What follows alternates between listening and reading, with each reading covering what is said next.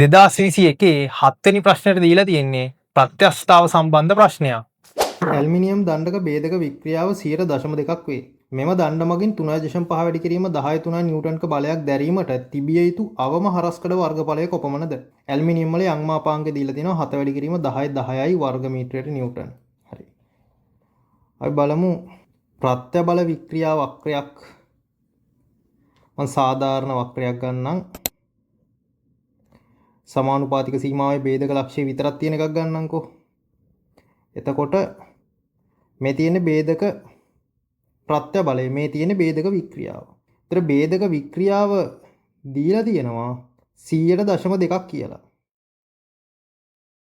ඒ කියන්නේ දශම 2 බෙදීම 100.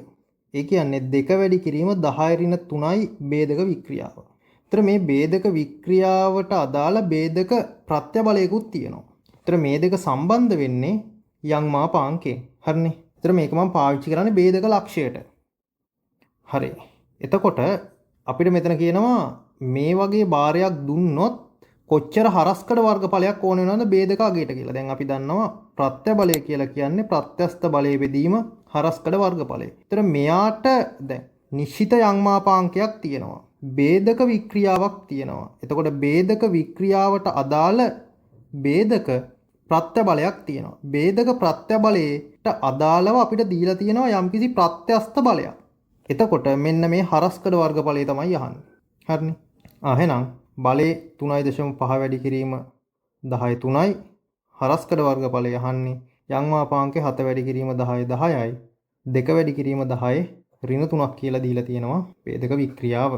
එහෙනම් හරස්කඩ වර්ගඵලයේ එනවා 3.5 බෙදීම 14 වැඩි කිරීම 10 ඍණ 4ක් කියලා එනවා. එතකොට මෙතන 10න් 10 ඍණ 3ක් කඩනොත් 7යි.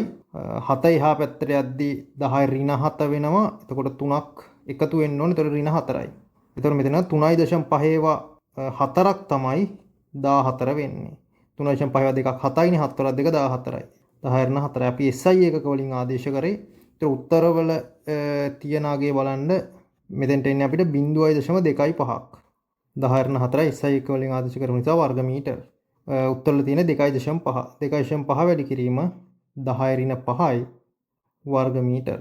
ඒතර උත්තරේ එන්නේ උත්තරේ 4 කියලා. හරි.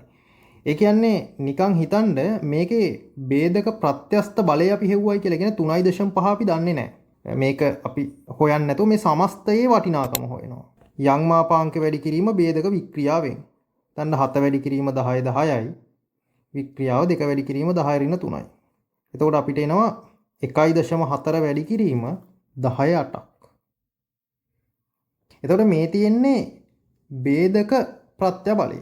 එතකොට මේ ભેදක ප්‍රත්‍යබලයට 3.5 වැඩි කිරීම 10.3ක් දුන්නොත් හරස්කඩ වර්ගඵලයේ මේ කියලා තියෙන ගාන. දැන් බැලලක්වත් මෙයාගේ හරස්කඩ වර්ගඵලය වැඩි කරොත් මේ ගන්න කොටසේ හරස්කඩ වර්ගඵලය මේ හරස්කඩ වර්ගඵලය වැඩි කරොත් අපිට වැඩි බලයක් දරා ගන්න පුළුවන්. කැඩෙන්නේ නැතුව. තව හරස්කඩ වර්ගඵලය වැඩි වෙන්න කැඩෙන්නේ නැතුව තව වැඩි බරක් දරා ගන්න පුළුවන්. තව හරස්කඩ වර්ගඵලය අඩු වුණොත්, තව මේ කම්බිය හීනි වුණොත් මෙයාට දරා ගන්න පුළුවන් බලය මීටත් වඩා තව අඩු වෙනවා. හරිනේ.